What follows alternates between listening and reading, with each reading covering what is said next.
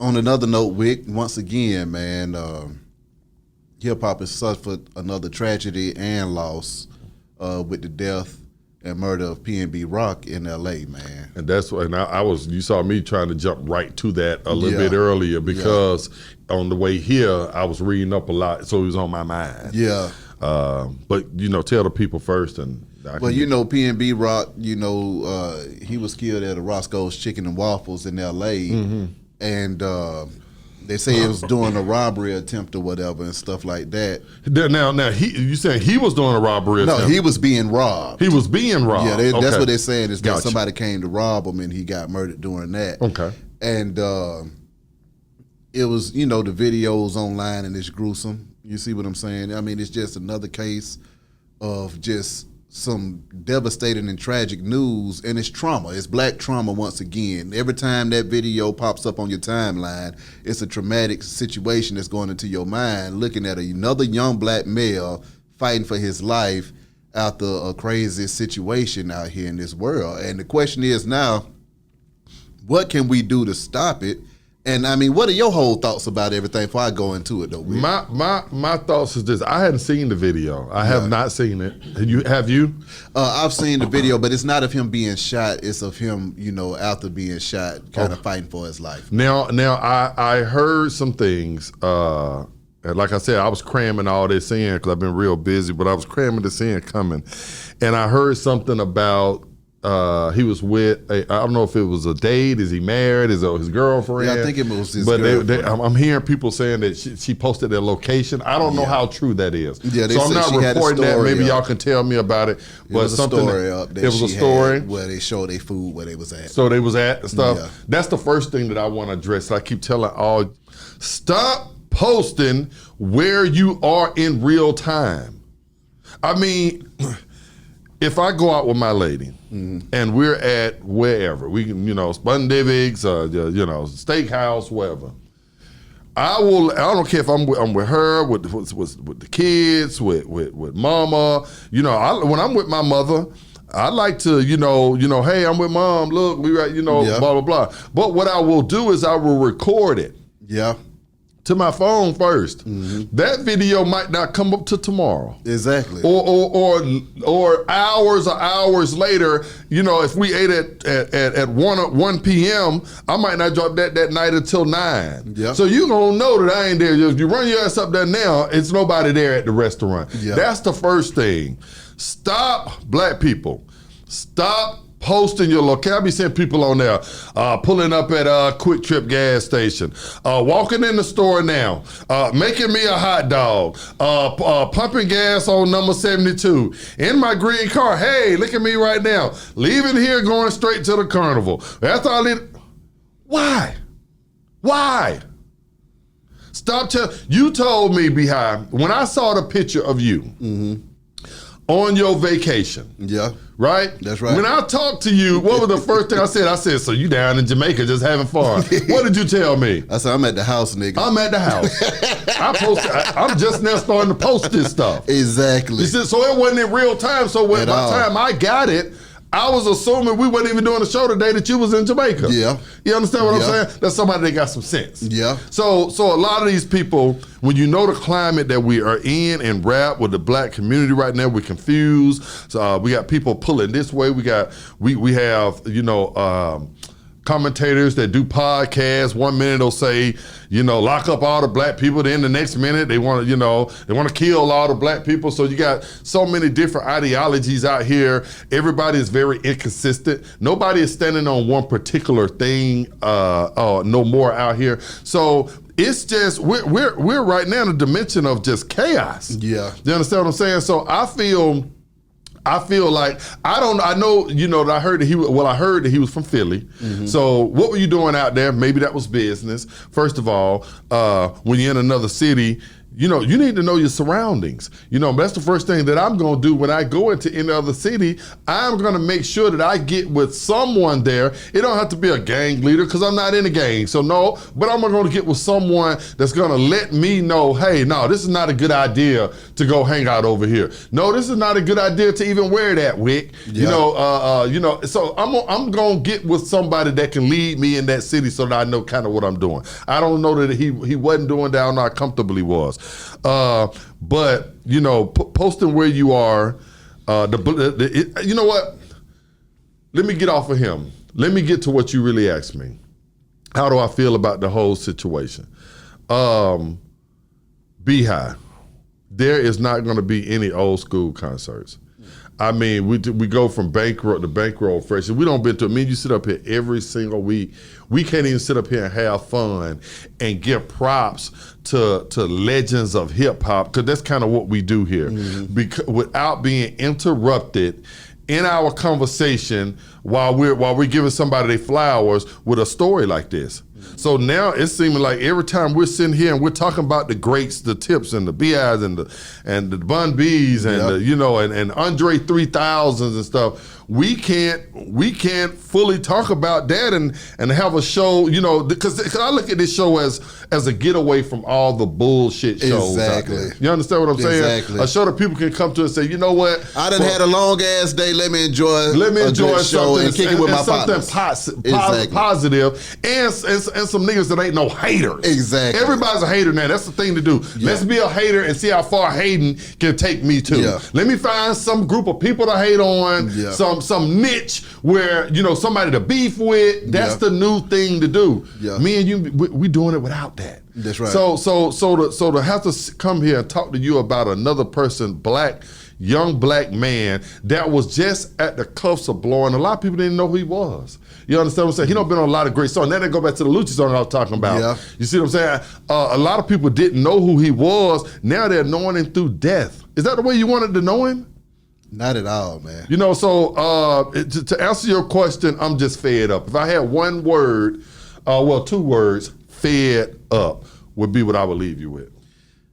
My thing is now, Wick, it's like a community issue now. We got to stop playing and we got to go back into our community and build up our group esteem again and love and camaraderie for one another. It's to the point now to where you see that there's no more love in the community anymore, to where, your rappers are getting it like everybody else. Right. You see what I'm saying? There's no, like you say, when you're growing up, you're playing basketball, folks say, hey, man, leave him alone, stay out of here because we trying to get him to the league. Right. You got young folks that ain't even able to grow up like that because you got basketball players and football players getting gunned down before they even get an opportunity to, fulfill their destiny and dreams and stuff like that too. Right. It's a shame that we live in a world that you cannot put what you got going on social media. It goes back to what I was talking to AD the broker about the other day about just below your means, living below your means, and then just staying off the radar is the best way to enjoy your damn life. A lot of folks think that you got to be out in front of everybody to have some kind of sense of esteem or feeling good about yourself, but no, we need to automatically enjoy ourselves, enjoy where the hell we at, and celebrate what we got going on. But see, that was taken away from it, and you 1,000% right. But I'm gonna tell you, I'm gonna tell y'all the reason why we don't do that, because we all come from nothing. And we never had anything, and our self-esteem was taken from us long, long ago. It was stripped. Our manhood was stripped.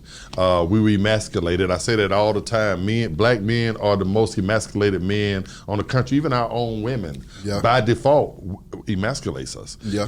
Through a lot of policies that have been put in place years and years and years ago. Yeah. You'll hear women all the time, nigga, you better get my money right over here. It ain't about the child. So where's my money? Mm-hmm. I got Uncle Sam right here with me, and he telling me it's our money. Yeah. You understand what I'm saying? You can't see the baby, but you need to send us our money. So you got these type of things going on. Once we do get something, once we do get a little something, we have the need to want to show everybody, hey, look at me. I came from this, and this is where I am at now. See, white folks, that's not a big thing to them because they were never, felt like they were oppressed. And now, they rose up, they're a flower that grew through concrete. You understand what I'm saying? Mm. So then they feel the need to have to say, hey, look at me, look what I came from, look the odds that I conquer. That's how we are as black men, especially black men. Hey, look at what I did. I went from, black females telling me that I wasn't gonna mount the shit. Black fathers not in the house that are already in prison and jail. Mm-hmm. A community that'll kill me for stepping on their shoe in a club. I come from these type of things, and so therefore, once I do get a little something, once I am famous from rap or I got a new Lamborghini or something, I want everybody to see that. I want to show everybody. I want to for once for people to be proud of me. That's the problem. And I feel exactly where you're coming from with 1,000%. And that's why I have to say this. That's not the reality that we live in, man. It's not. If you come from that element and you make it out and you get rich as hell, you open yourself up to the things that happen in that element that occurs around rich people and people that got money. It's like a fat pig at a slaughterhouse. Right. You see what I'm saying? Right. And people don't understand that, those are some of the biggest issues that we have, because if you do come from nothing, it's a few things that I got to touch on. Mm. One is, I was just talking to somebody earlier, people don't respect folks no more. They only respect money. True. And the reason, with that being said, that's going to make you want to wear your damn jewelry and everything out when you leave the house, because if you leave the house without your stuff on, you're not going to get that same respect that you would. Attention. Attention and respect. Okay. Because people equate money with, I need to respect you. I don't know why folks do that, but that's how it goes. If you got the dollar, I'm going to respect you above everybody else in here because you got the money. But in order to survive in the hood and in these treacherous times and places, you cannot do that. You can't. It's cute to say I walk around in the hood with all my stuff on, but that's a part of the allure too. But you can't do it. You can't do it. But if you want to live, man. That's true. But that's a part of the allure when you're dealing with people that are already, living life on a razor blade. Because if you say if I can go out with $100,000, $200,000 worth of jewelry on, then flash it to everybody, then let everybody know my my location and my ETA to where I'm going. That's the expected travel arrival to somewhere else, and then I still make it home. That's a rush. I'm really bad now. You understand what I'm saying? I didn't have to tuck my chain. On Friday, when they said Debo coming, and everybody have to, you gotta go start tucking your chain and putting your jewelry up and stuff. Why should I have to live like that? That's what they're thinking. You understand what I'm saying? You know what? No, I'm gonna show Debo my chain, and he ain't gonna do a damn thing about it. It was just a guy the other day that said he had on $1 million worth of jewelry and got killed. Exactly. You see what I'm saying? And see, my thing is now, okay, gang, this is what's real. Your life, your quality of life. Ooh, okay. So this is one of the other things that kind of get me sometime when I just look at stuff. When we speak about credit. Okay. You got hood credit. And you got money credit. Okay. The problem is with a lot of us is that we value hood credit, the hood credibility, more than we value the credit that'll get us out the hood. That's true. You see what I'm saying? So while we over here valuing what somebody thinks of us, we need to be valuing how to get more to get our people to where they need to get to. We need to. That's the thing. What we need to and what we're gonna do and what we are doing are three different things. We know what we need to do. It's not a person that you're gonna talk to that we can have a round table with or with 1 million people. 999,000 of them are gonna say what we need. We know what the problem is and we know what we need to do. What are we gonna do? That's the thing. We talked about it when we talked about the DA last week when we had this. What is the plan other than, okay, you tell me I'm gonna lock you up, I'm gonna do this, I'm gonna do that, but what are you gonna offer me so that I don't get locked up? What in this particular situation, what are we gonna be able to do? That's what people look to Beehive, to Wick, to this podcast, to this channel. They know what the problem is. You can't sit in Chicken and Waffles and show money and your location. A nigga come key. Yeah. We know that. Yeah. Right? Mm-hmm. Okay. We know that if you're out here in a trap house and everybody from the hood know that you're the biggest dope dealer in that particular part, it's only a matter of time before somebody sets up a female that you're messing with, one of your partners that surround you. It's only a matter of time. What do we do so they don't even be in that position to have to do that, so they'll look down, so that our people look down on that? What do we do so that all of our young females don't talk about they want to be stripper and rappers? Every girl that I talk to right now, their destiny is to have a viral video of them twerking.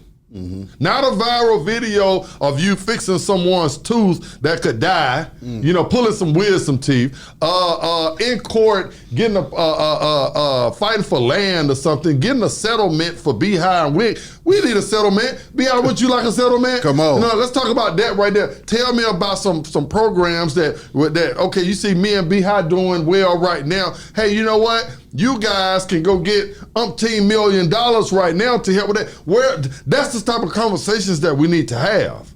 And see, we're not having those type of conversations. The conversations that we having with our young men and our young women, the men want to be rappers and the women want to be strippers. Well, to go along with what you said, to have those conversations involve high levels of education.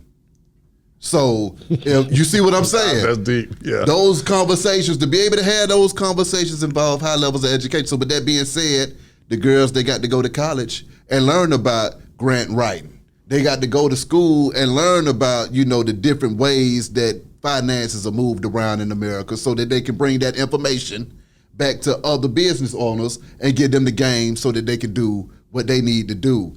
Another solution is the group economic thing.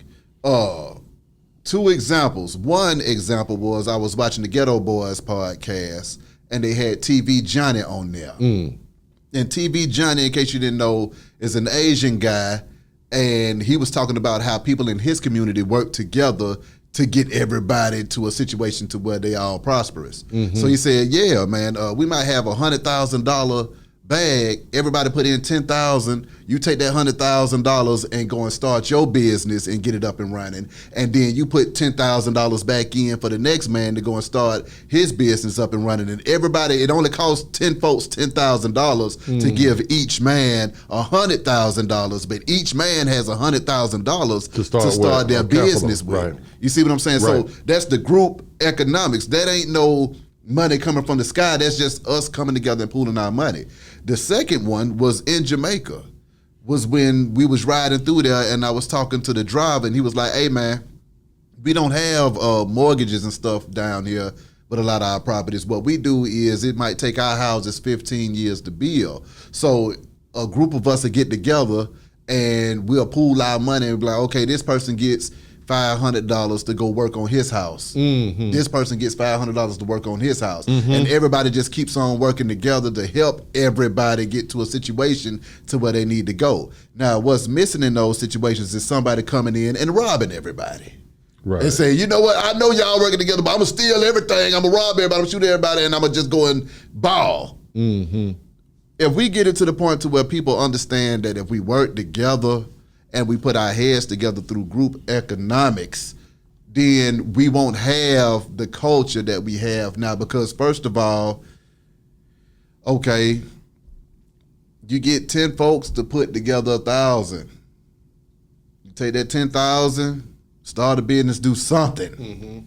And then you just do it over and over again until everybody gets to where the hell they need to go. But what has to happen is there has to be some education. So if you get $10,000, you know what to do with it. You know what to do with it. You see what I'm saying? Right. That's the whole thing. You know, everybody, you know, I scream education to the top of my lungs simply because in a world where nobody's going to show you how to do nothing and nobody's going to come and help you. And if they do help you, they're going to take 95% of every damn thing. Right. To help the only way to get around that is to educate yourself so you can apply it and find the real answers. Because there are ways to get money legally and do things without having to go through all that bullshit. It just takes a lot of work.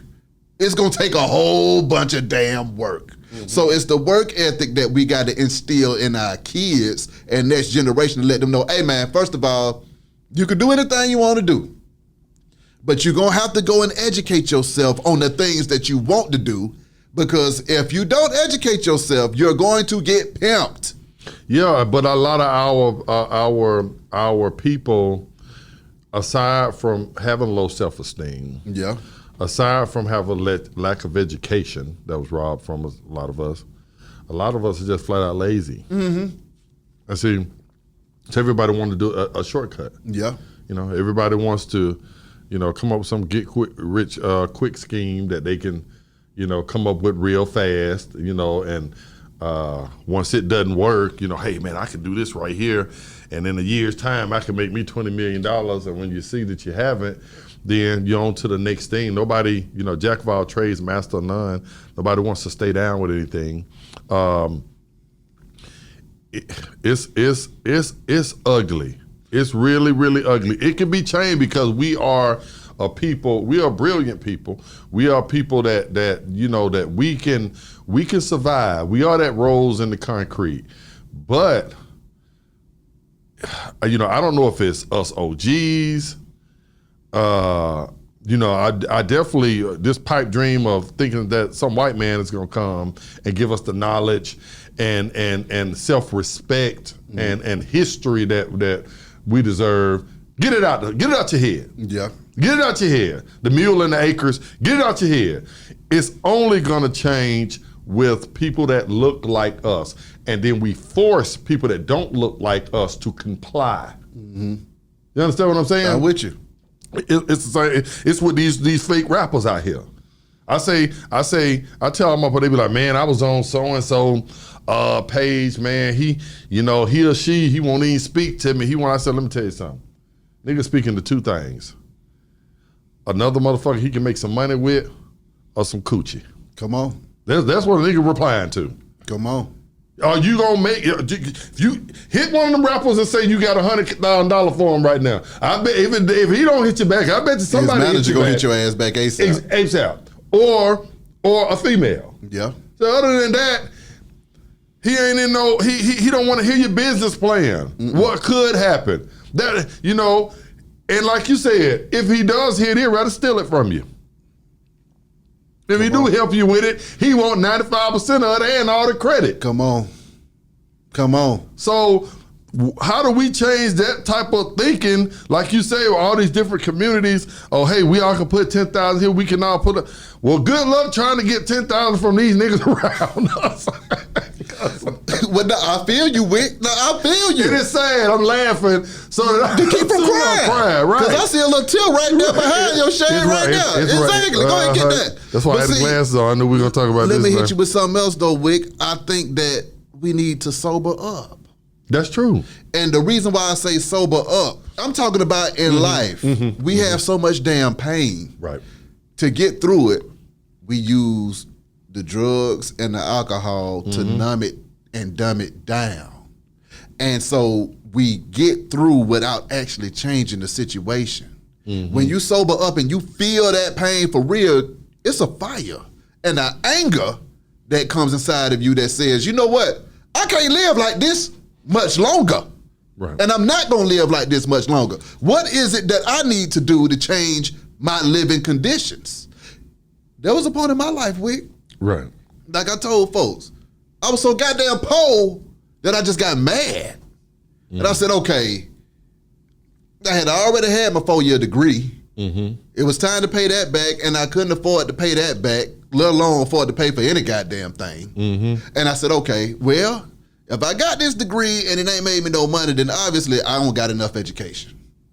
So let me go ahead and go back in here and figure out what the fuck else I need to learn, because obviously I don't know enough because I'm out here poor as fuck. Right. You see what I'm saying? Right. And when I went back for more, I got the tools that I needed. But I went back with the mindset of, okay, now, if we go to school this time, partner, you're going to learn some shit you can use. You ain't going to that motherfucker fucking around. Right. You're going to learn this shit. Right. And you're going to apply this shit. And that's my other thing right there. We got to feel the pain. Right. And then also hold ourselves accountable to the situation and start to make that change. And when you make that change, your vibration and your frequency is going to change. And the people around you going to either change with you or they're going to get left behind. Right. You see what I'm saying? Right. But if we get enough people making those changes and working together and elevating their minds and everything else, then it's going to be a lot less craziness going on in the hood because folks are elevating. You see what I'm saying? Because it's an anger that comes with poverty too. Absolutely. You see what I'm saying? I mean, that anger will make you lash out. Yeah. My thing is you are in a system that, you know, it's designed for you not to even if you do slip through the cracks and are able to make money, you know, time you go out here and start putting together youth programs for black men and stuff right there. Next thing you know, you on the news for a scandal. You know, somebody digging in you, trying to find out what you did at 10 years old. And, you know, so it's just so much stacked against us. Yeah. I don't have all the answers, but I would say that people like you, people like me, we come from these places. I didn't come from Beverly Hills. Yeah. I didn't have a spoon in my mouth. You understand what I'm saying? I'm with you. I dropped out of school and went back to school. Come on. You know what I'm saying? You knew you needed to get it. Absolutely. You know what I'm saying? And come from a great family. My mama is an educator. Come on. You understand what I'm saying? So, you know, my thing is for you know, when me and you sit up here and, you know, we cussing each other out about this or we going in about this, it go ham. You know, people are quick to come on in the comments if they don't agree with something you say or I say and give us a piece of their mind. Yeah. You know, how you ain't shit. You should agree with Wick. Wick, you ain't shit. You should agree with.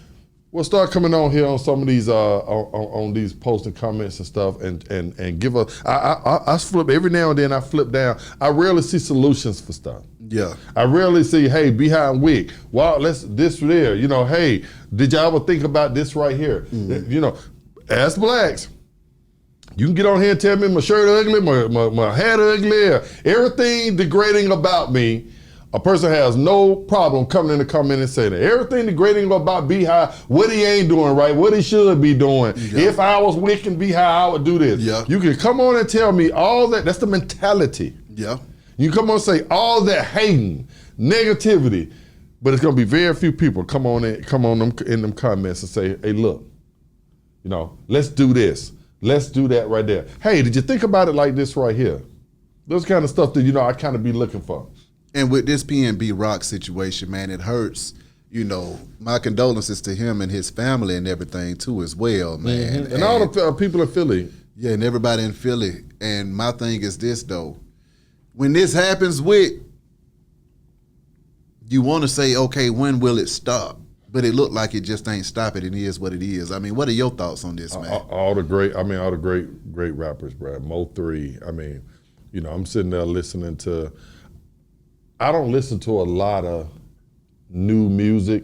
Yeah. If I hear it on the radio, and me being in this right here, I do hear certain songs. But as far as like back in the day when we would go get an album of an Outkast or one of these groups and just listen to the whole catalog. Yeah. We're in a microwave era of rap. So I don't cling to none of them because I know next year they won't even be here. Yeah. But there are artists that I say, you know, I wonder what he would have been in 10 years from now had they not killed him. Dolph. You know, Dolph, Mo3, Bankroll. What would this person have been?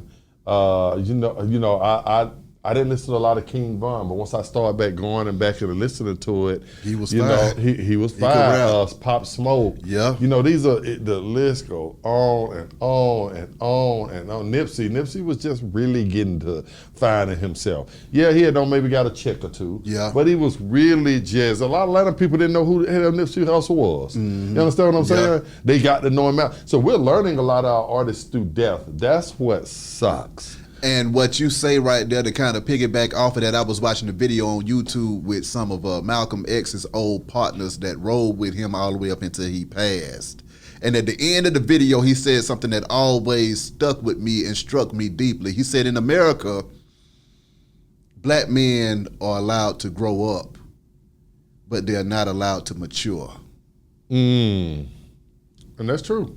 And he was like, Malcolm at that time was our opportunity to see a black man mature and help others mature into what they become. The Wicked that we got now is not the Wicked from 95. You see what I'm saying? Right. You were able to mature and do something positive for the community and have a voice of experience that could be relatable and share knowledge and wisdom with other folks. Right. You here to be able to do that, and that's a blessing. Well, you had Beehive, we had stronger, and I hate to say this, our black women were very strong back then when you talk about the times of Malcolm and King and stuff. We had ladies. Yeah. We had women. Yeah.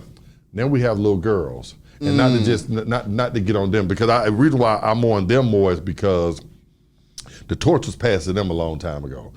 Black men, we've been emasculated. We've been the war on the mass incarceration. We've been taken out of the household. It got to the point in the 80s and 90s, and the white man would give our sisters benefits, Medicaid, housing, food stamps, and only stipulation was you couldn't have a black man in the house, or you had to give us his Social Security number so that we could charge him back for this. He can't stay there. Yeah. He can't eat none of the food, but we need his Social Security number so now we can put warrants on him. When he doesn't pay this stuff back, we can turn it criminal. Yeah. You understand what I'm saying? Reason why it seems like I'm hard on the women is because they had the ball. They've had the ball the last 50 years. And they have, when they were our backbone, when they were what we looked up to as, because a lot of us was raised by single females, and it might not be just your mother, your auntie, her sister, the grandmother, blah blah blah. But those women are gone now. Those women have been converted. Those women are thoughts. A lot of them now. Those women are passing along the game to the younger women. I be out here, man. I see females, man, got their daughters out here 5 years old, man, already toes done, lipstick on, with some booty shorts on, and twerking, and they sitting there recording it, going live with it. Look what my baby do. And so we don't have the same strong females that had our back in the day. So we really in trouble because we were knocked out a long time ago. We trying to get up off the pavement. Yeah. That sister will help us up. Well, see, the thing is, what a lot of people just forget altogether, and the reason why a lot of those women are in better situations too is because there's more women getting educated than men. They are. You see what I'm saying? And if you take it back to slavery, but they say they don't need us to be high. That's one of if their you ain't things. If you ain't got the education to be able to keep up with them when they out here trying to get the money, that's how they gonna feel. Well, because you can't keep up with them. You got to be able. The whole thing is that. So where do they go there? See, that's the thing, okay? So I'm not educated enough for you, sister. What a lot of stuff is a little easier, because one thing I will tell everybody this: men don't discriminate against coochie. It's man on man. Yeah. You understand what I'm saying? So women of any nationality is you ain't gonna kick them out of bed. Yeah. Just because you're Chinese or just because you're from the Middle East. Yeah. You know what I'm saying? Baby, I ain't gonna put you out. I might not have a long-term relationship with you, but all the brothers, I don't mess with white women, but they all do. Yeah. You know what I'm saying?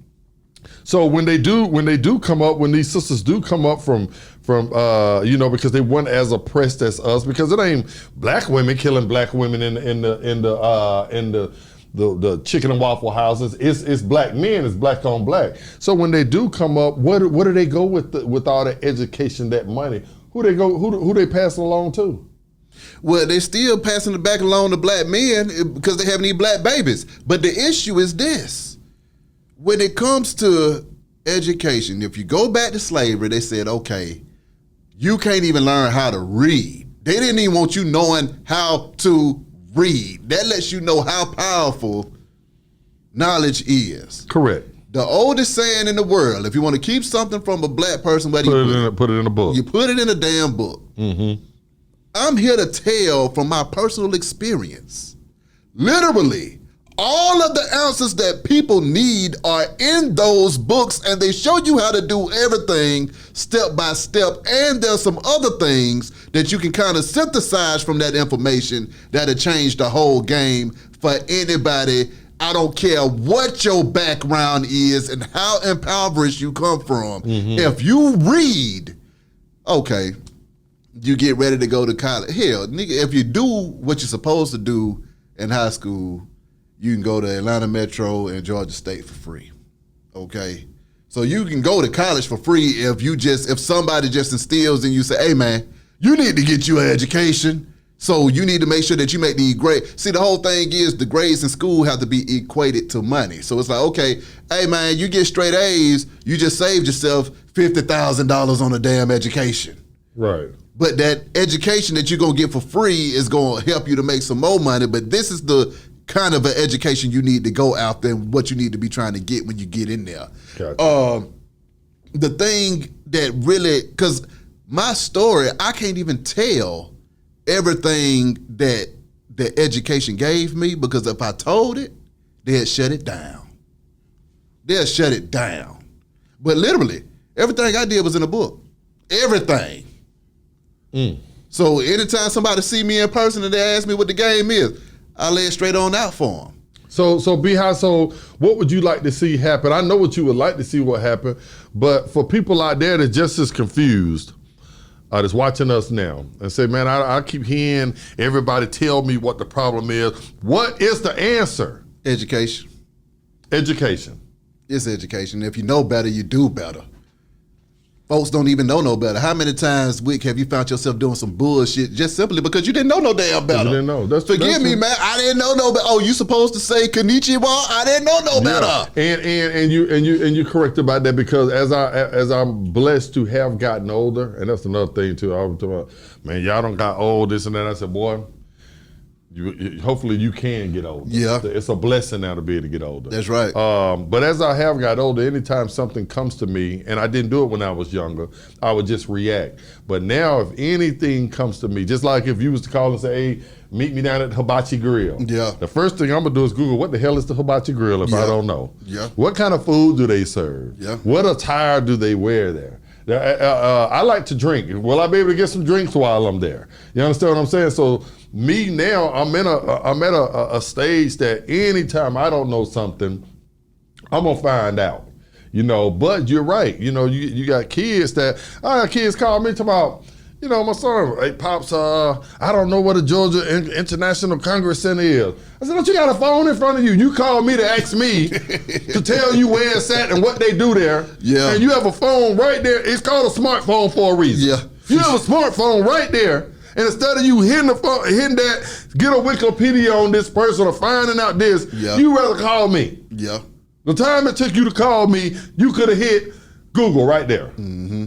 So, you're right. It is education and spreading the education. People don't like spread education either. As black person, when they find out something, they don't want to tell you. And now you snap with that right there, because those are extremely facts. When I was teaching over there at Clark, what I would tell my students all the damn time, I said, hey man, all of y'all are gonna leave out of here with a degree. But I said, all of y'all ain't leaving out of here with an education. You see what I'm saying? Mm-hmm. I said, you're gonna leave with a piece of paper. You're gonna leave with that piece of paper, but I said, if you coming in here to get educated, you're gonna get some practical shit that you can use to help you go out here and fight against this world that's about to whoop your ass. Right. Because it is a fight. It's a damn real fight. Right. So that's my whole thing. If you educate yourself, you'll know. It's like the tree of knowledge, man. I mean, when Adam and Eve ate over there that tree, they put some clothes on. They say, hey, man, we out here bucket naked. Let's put some clothes on in this thing, man. Did you eat from the tree in Jamaica? Come on, man. Did you? The ganja tree. Boy, I told you I almost came back a full-blooded Jamaican.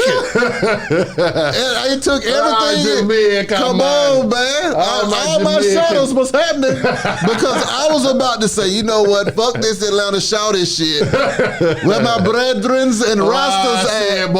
Come on. I was about to go ahead and give it to him. It took me a long time not to talk Jamaican. I grew up around a few of them. Yeah. They actually gave me my name Wicked. Damn. So you can tell me I wasn't a Decatur Jamaican for a long time. I can still talk with the homies. For real? Oh, yeah, I can still talk You with the homies. still got it? I still got it. Okay. Why don't you... You gotta do your hands on my. Come on, man. Do your hands like this. Come on. Oh, man. But back to the subject, though, Vic. It really boils down to education, and it's so lame. You see what I'm saying? Folks don't even understand how powerful this shit really is. Absolutely. It's a lot of money that comes along with education. We got to ask the audience, though, too, Wick. Yes, we got to ask them. We got to say, hey, man, what do y'all think the real solutions that need to occur in the community to allow black men to live, to grow, to prosper, also the family unit, you know, the family is a real force to be reckoned with. Correct. You see what I'm saying? I mean, we have to really keep the family together because at the end of the day, you know, see, the issue is, like you said, you got your women that's successful, your men, they over here fighting for their damn lives. Some of them are successful as well. Then you got some women out here fighting for their damn lives too. Absolutely. But nobody wants to come together and say, hey, let me help you. That's the thing. Let me help you. Once one of us get it, you know, it men too. Once we get the bag and we successful in something, then all of a sudden we trying to have as many women as we can. Come on. You know, women are the same. Once they, you know, they get the bag and they successful, that first thing they yell out. They be out there, all their girlfriends. Well, I don't need no man. I don't need them. That's the first thing that they running out screaming. So, but then I'll turn around, women will be successful and say they don't need a man. But then when a man is successful and he says that right there, then he's letting down he's letting the family down. You see what I'm saying? So it can't be a double standard when it comes to any of this. You know what I'm saying? And we have to empower each other, man. That's just the bottom line. That's just it. I'm going to sit it right there with Wick right there, gang. Can we work together? Show more love and keep it more real, and let's try to achieve more. And I apologize to Silk the Shocker, man. Oh, you finally sorry to Silk the Shocker? I'm going to say it real low, man. I apologize. Silk the Shocker. You heard that, Silk. You heard him. B-High Radio shouting. OG Gangsta Wicked. Holla at y'all in a minute, man. We gone.